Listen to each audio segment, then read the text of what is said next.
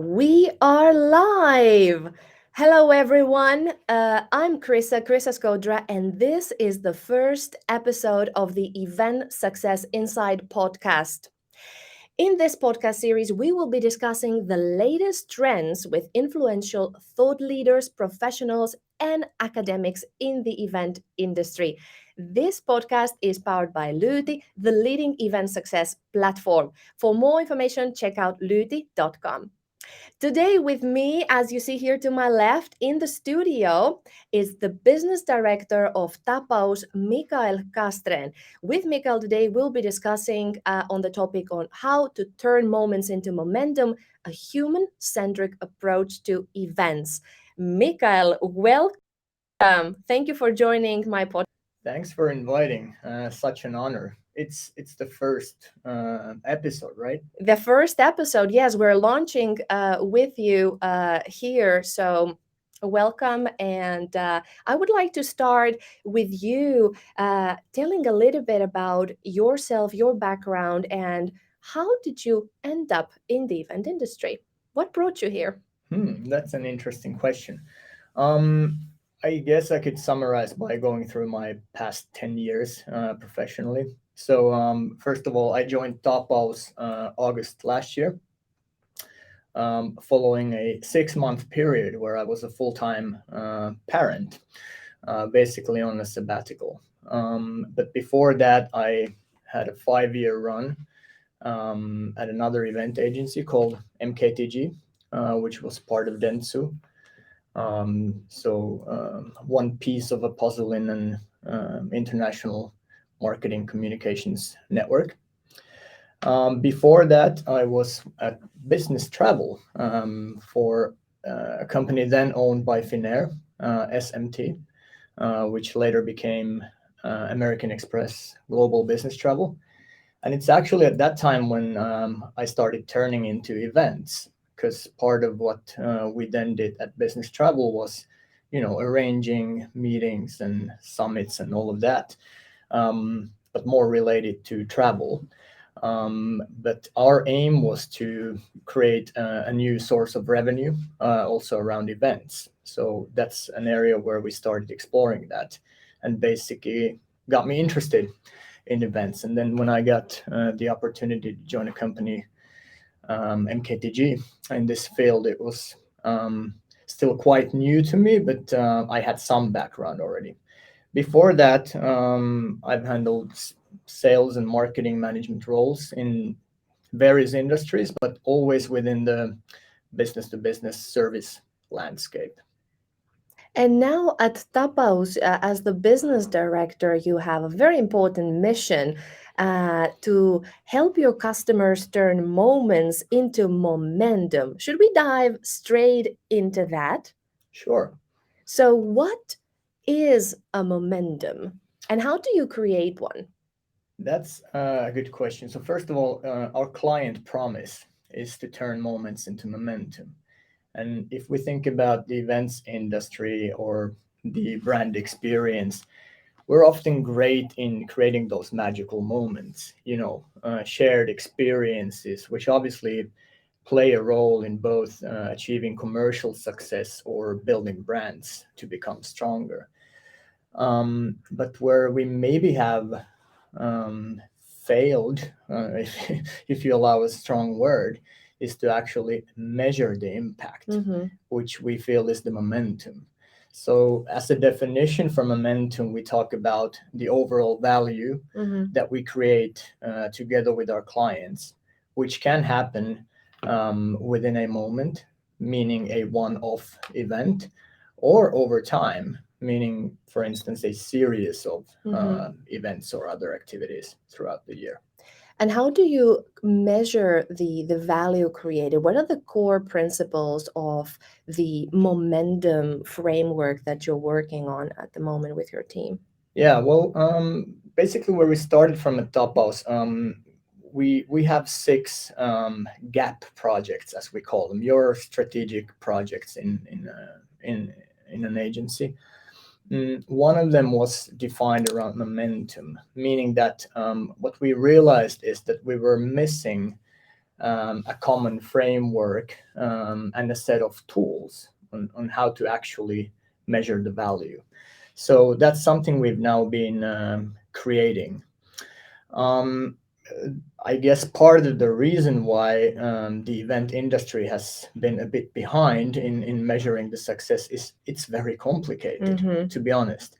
Because if we think about other marketing mediums, such as digital marketing, for instance, it's a given that you measure everything, and every click leaves a mark and a trait that you can follow. You do A/B testing, you do optimizing, you do all of that. But when we're dealing with people, beings, emotions, and all of that, it becomes much more complicated. So I think one part of what we as an agency try to achieve is to demystify this and to make it more understandable, well, to ourselves, but at the end of the day, to our clients. And I think we've succeeded in creating the first version of how to actually do this in terms of a framework. Have you worked with an actual client at the moment to implement the momentum framework, or are you still trying to define and fine tune it and polish it? No, I think my personal opinion is that the truth is out there with the clients. So we can become very smart internally and developing these models and creating polished PowerPoint slides and having all of that. But it's actually made real when facing clients. Absolutely. So yes, although we only launched the first version of our framework and the tools 2 weeks back, but we already have a couple of projects ongoing with the clients. So we actually took it to them right away. And it's actually very encouraging to see that when we start having these discussions, there's a clear need. And it often leads into an awakening also at the client side, saying that, oh my God, we've been so bad at this. And oh, we haven't really thought about this when setting targets. Or, okay, yes, we might have done post-event surveys and all of that. Measuring has been a part of it, but it's not maybe been very systematic or structured. So now I feel we've enabled our client-facing people the tools to ease their way into having these types of conversations with the client, and for them to get these moments of awakening. Great. So it's exactly as you said, how to make that impact and change and awaken the change in their client's mind. So let's take here a little bit insight into Tapaus and the clients that you're usually working with. Give us a little bit some numbers, some insights regarding your company. Yeah. And what types of services you offer. Yeah. Well, as Tophouse, a full-service event agency, I would say we're the market leader in Finland, quite clearly, if we talk about numbers, for instance. We're part of a Nordic group, namely the Livlig group. We just launched our new brand, look and feel and name, in February.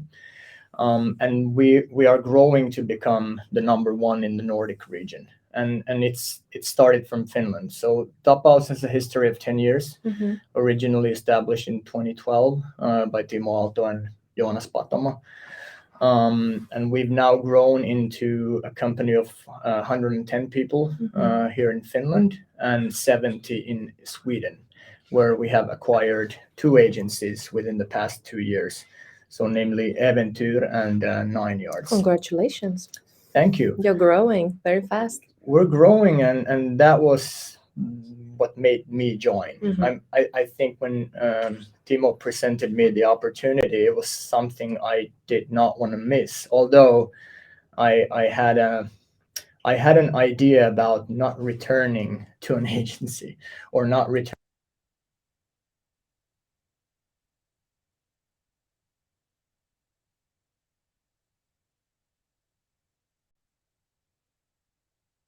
to be a part of this, because it doesn't happen often that a marketing communications agency from Finland succeeds in growing to become a Nordic player. Very good. Now let's go back to the momentum, moments into momentum framework. So for us to visualize and understand, would you like me to share something of the material that you presented to me for the audience to see? Is it something that, or would you like to just describe it verbally? We can start verbally, and then Right. let's see if we have a feeling that we need to jump in Right. here. Because what I would like to ask you Yeah. is the importance of the see, feel, think, learn, and act process. You Yeah. spoke about the human nature. We are all humans. We have emotions. We have senses. So how do you understand and how do you apply all your knowledge to this whole holistic understanding Yeah. of the complex nature of the human beings? So when we started this, I think one of the key findings initially was that, okay, as an event agency, where can we typically have an influence on? Because we started drafting the framework from, okay, we often want to meet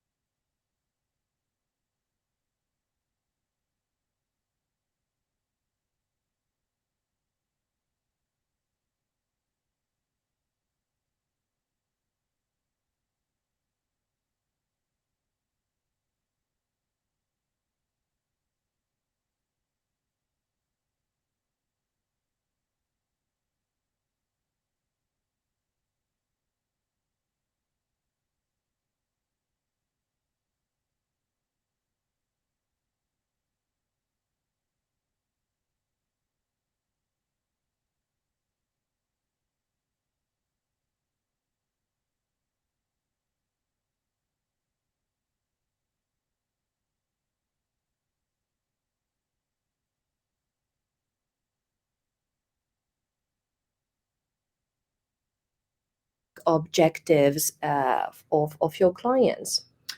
Well, first of all, I think it starts from the objective of being able to lead with data, which hasn't really been a part of what we do at events. Um, and it's also, for us, it's very significant to make sure that our clients look good internally in their organizations, that they can justify the money spent to an event, and fight for those budgets as well for the following years. So obviously, if we have data to prove the value created by the events, it makes their lives easier. Exactly. And of course, brings business to us. So it's a win-win. So it started from data. Then when we start talking about measurement, metrics, and the KPIs, that's when it gets very complex. Obviously, there's a huge set of potential metrics to be used, and I don't think there's a one-size-fits-all model available. But what's important to understand is starting the discussion with the client from, okay, how do you see the role of events within your organization and within your marketing mix? What do we typically try to achieve through events? And are there identifiable event types which maybe have sub-objectives to for instance, with one client, we started from we have an annual clock with them. We do around 15 events for them. And it was actually the first time when we stopped around the idea of, okay, how can we categorize these events? And realize that, okay, we are doing customer events, which typically have both a commercial target, but also a target related to brand attributes. We're doing expert seminars and events to certain target groups where, of course, we want to educate and we want to engage them with our company. And then we have employee events where obviously we're trying to build the employee experience, diminish the amount of churn, and those types of things. So this was where we started from, being able to identify the key objective per event category, and then listing the individual events under each category to understand that, okay, these are the big themes we want to measure each and every time. And these are maybe the event-specific metrics and KPIs that we should implement.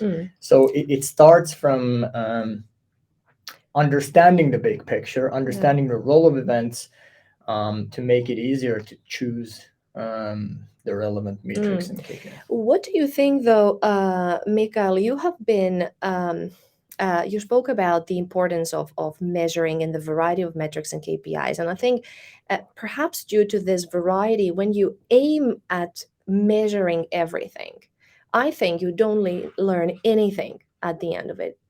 So you have been from the thought leaders and influential professionals here in Finland that you have been in a work group coming up with the experience value score that Lyyti developed eventually. So you were part of that. You put your brain energy and focus with other key people. So the experience value score, for those listening and not being aware of, is a North Star metric developed by Lyyti, and it answers a simple question to the guests of events, to their participant to evaluate their participant experience. The question is this event worth my time? Was my time worth it or wasted? So now, with this in mind, what do you think about the experience value score that some say you have been even the godfather of it? So what was the thought process that your working group had at that time when Lyyti eventually came up in their product with this North Star metric? Yeah, I still remember that meeting. Petri from Lyyti invited the CEO of Lyyti. Yeah, myself Petri and other agency leads here in Finland to talk about this topic again. Because, I mean, Obviously, there's a need, right? We all there is know a it. need. We If all you know. work in events, you know it. Yeah, exactly. And I still remember that afternoon, I think a very interesting discussion around coming up with a North Star metric. And I not only because I was a part of it, but I still feel it's great, because basically time is um, obviously of essence, but it's the biggest investment Exactly. that a single human being does to an event, to attend an event. And obviously there's competition for our time constantly. So I still think as a North Star metric, it's brilliant to measure the value of your time spent. I know a lot of our clients use it. Exactly. Yeah. Tell Yeah. me a little bit about this. How are your clients using it? What feedback have you been getting? Mm. And what insights can you give us regarding this?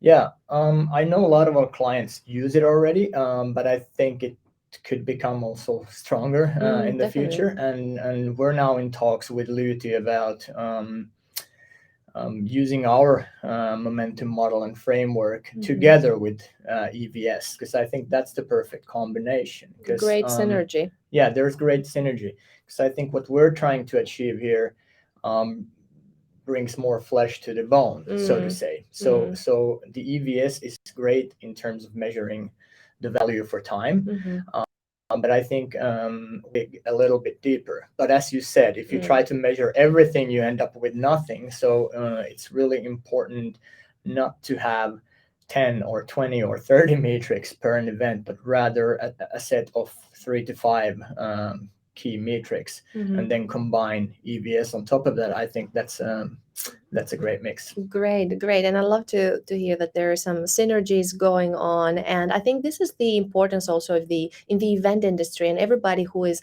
out there listening. And if you work in events, you know that the industry as such is all about knowledge sharing, and we really want to make our industry very welcoming, to spread our ideas and make things happen. We are doers, we are creators, right?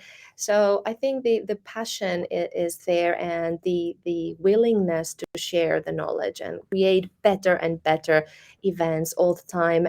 Also having the participant and the humans in mind and their experience, and how hopefully we can transform them, engage them, make them work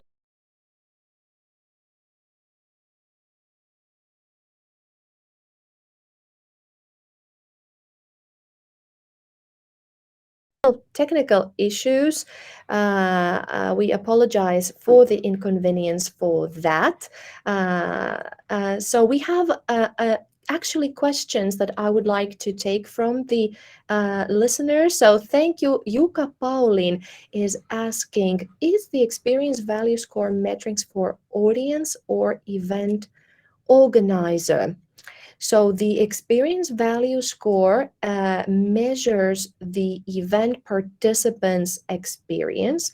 So the event organizer, from the event organizer will be sent an email using Lyyti, so the event management software created by Lyyti, and all the event participants attending will be getting immediately at the end of the event an email with the experience value score.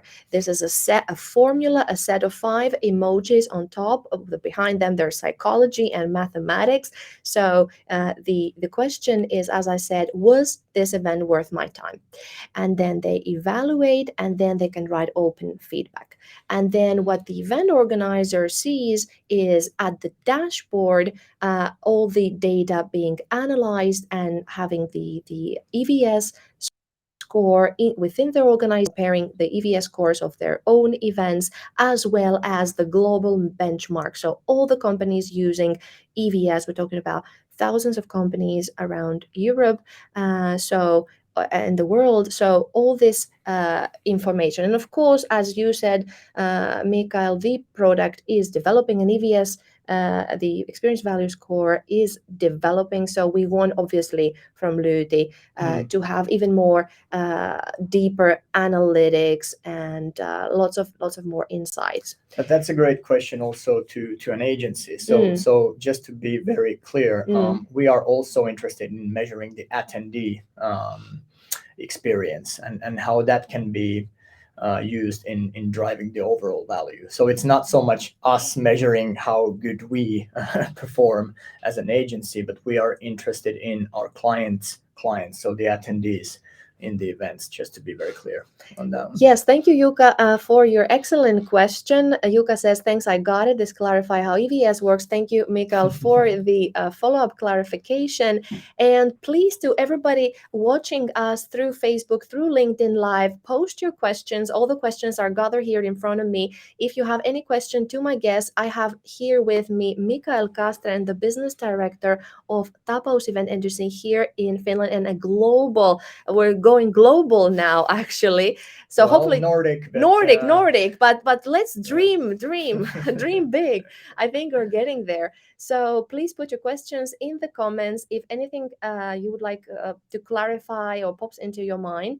So I have, before we go, we have 4 minutes, or a few more minutes waiting for your questions. But I would like to ask you, is there anything top of your mind that you would like to absolutely share with our audience regarding the turning moments into momentum, all the work, the good work you're doing at Tapaus, event success tips? I think the single biggest thing is to realize the importance and start doing it. Start measuring and turn to your agency in terms of decomplexifying and demystifying. I've really enjoyed Mika Hyötyläinen from Neste talking about ROMI, so return on marketing investment, another very complex topic, right? But I've really enjoyed him urging companies to get started. The tools, the technology, all of that, it's out there, but you need to start from understanding why are you doing these events, what are you trying to achieve with them, what types of events are you doing, do they have individual targets, do they have set of targets you should use every time, and then start doing it. It's better to start with an Excel or I don't know, taking notes instead of not doing anything at all. Before jumping into large scale technology projects and implementations. I think that's the next step. So my biggest message to the listeners out there is, get started. Get started, go out and do it, and find a great agency like Tapaus to help you with the process, and then ask your agency to measure also, as Mikael said, and then Lyyti and EVS, for instance, and the whole event success management methodology here could play a big role. And I think it ties with what you said about the holistic approach. So we should have a holistic approach, human-centric, and yet demystify it and break it down to the essentials.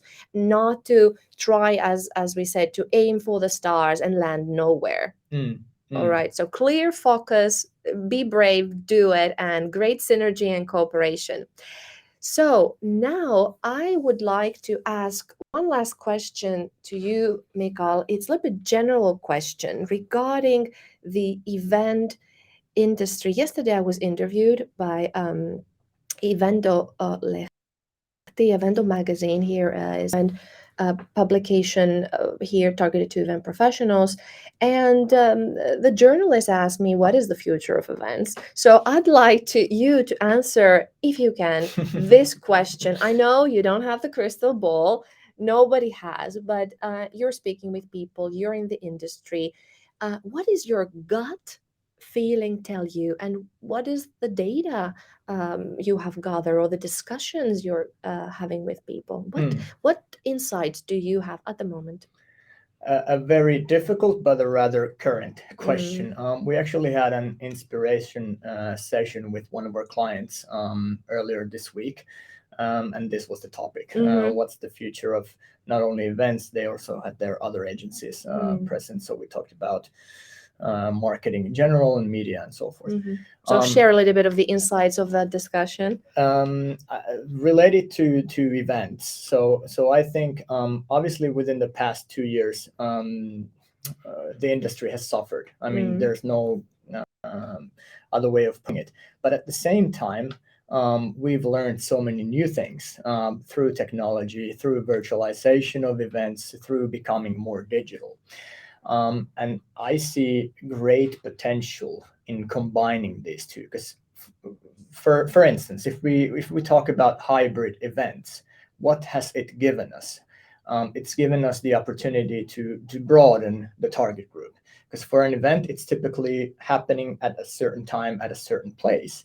But all of a sudden, turning into virtual, the time and the space lost its boundaries. So obviously, we were able to design with more freely, and we were able to attract a larger crowd because we were not only for those people who actually came to attend live, but we could also influence them online. So that was a finding, and I think we've found ways also to utilize new technology in terms of virtual and mixed reality, for instance, in creating an overall experience, but also the business return part of it. We have great examples in virtual showrooms and how those can be used as event venues, for instance, and how can we help our clients with maybe very complex products to actually engage with their clients when they cannot meet live. And there are various success cases on that one. So I see the future very bright when we come together, and live will be back, which is obviously something we all are eagerly awaiting for. But then to take these learnings from virtual, from hybrid, to reach bigger audiences, to have new ways of influencing the experience part, and use technology and leverage technology even better in the future. So I see great potential there. Great.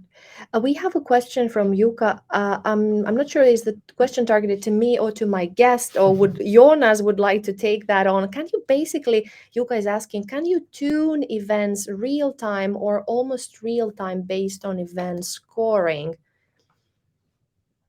I don't know how to interpret this question. Maybe Yuka, you could write a little bit of clarification. Would you like to answer, Mikael?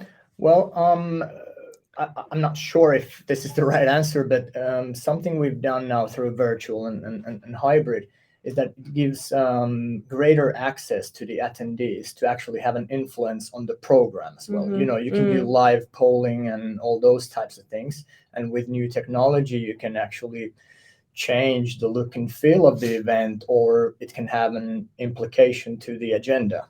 So it's better in terms of giving access to the attendees to have an impact.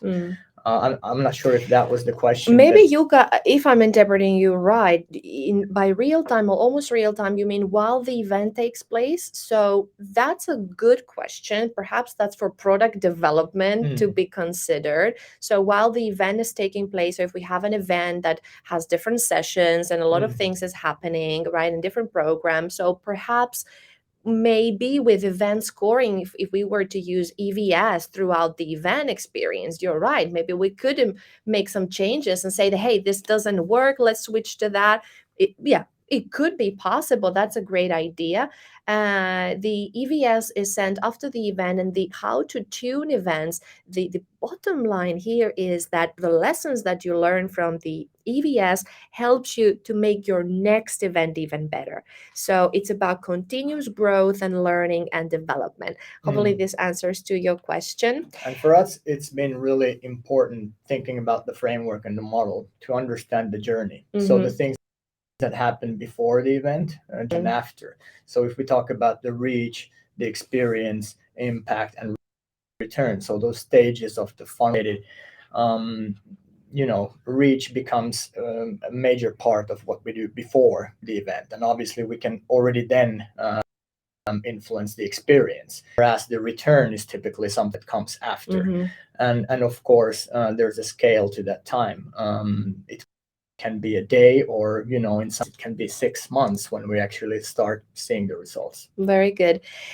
We are almost at the end of this journey. This has been the first Event Success Insights podcast. I'm Chryssa Skodra, and with me today, I had the pleasure of having Mikael Castrén, the Business Director of Tapaus. And before I let you go, I have two things. First, I want you to give me a question for my next guest. Coming up on the second episode, we will be featuring Mr. Jarkko Kivikoski, the business director of Volti Group. His topic, Mikael, you asked me, he will be talking about evoking emotions through events and encounters. Evoking emotions, very close to what you're doing. So feel free to ask Jarkko anything you want. It could be either based on what you've been saying, what you're doing, great work you're doing in Tapaus, or anything else. So what is your question to Jarkko? Jarkko, listen, and next time carefully. I listen carefully. I want your answer.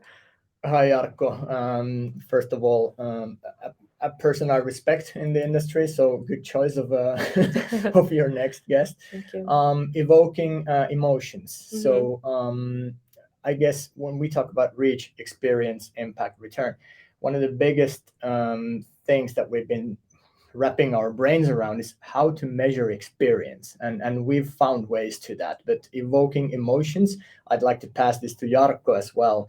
What type of ways and tools you see either in place or in the future to actually measure the influence on human emotions? Very So good. That's So Jarkko, how to measure emotions. So the ball is in your court now. I'm awaiting you to come here next time in the studio with me, and we will start with Mikael's question. So we'll take it from there. Thank you very much, Mikael. Before I let you go, I have a couple of gifts for you. wow. Let's let's show here. So this is a mug with the Event Success Community, and everybody please find us Event Success Community on Facebook and LinkedIn. So this is your mug right there. And wait a second, I'm disappearing for a second. Here I am. And this very nice Lyyti hoodie. Wow. Check it I out. will be wearing that. Will you be wearing it? So with pride. really? Thank you. Let me see. How does it look on you? Let's see. Yeah, let's see.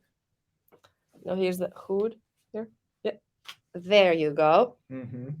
Gorgeous. It's very warm and fluffy. So I'm not leaving empty-handed. No, definitely not. And last, I have this nice Lyyti notebook for you. Wow. Here you are. I feel pampered now. So you've been representing. You can represent now Lyyti proudly, and thank you very much for joining this podcast, joining us today. Thank you all the guests, all the actually guests, yes, guests to this experience, all the listeners and the Are we viewers. measuring this, by the way? Good idea. How can we measure it? Write in the comments there your open feedback, and if you love it, love it. If you like it, thumbs up. Any other support, in LinkedIn. So use the emojis in the native social media platform that you're checking this live right now, and leave your comments, leave your emoji reactions. So we would love to analyze them as well. So thank you, Mikael. Shout out to Jarkko. You're coming up next here in the studio. This was the Event Success Insights podcast. And thank you for listening and tuning in. Talk to you next time on Wednesday at 12. Bye. Thank you. Bye-bye.